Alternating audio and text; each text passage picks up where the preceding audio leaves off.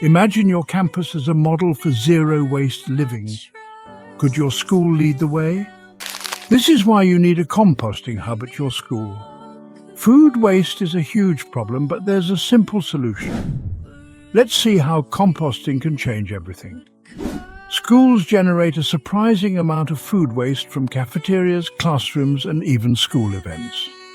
Most of it lands in a landfill, creating harmful greenhouse gases. But with composting hubs right on campus, you can turn those banana peels and sandwich crusts into nutrient-rich compost. Here's how it works. Students and staff collect food scraps, drop them in the composting hub, and within weeks you've got fresh compost for school gardens or landscaping. Bonus?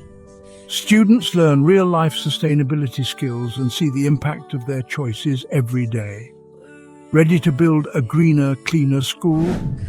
Imagine your campus as a model for zero-waste living. Could your school lead the way?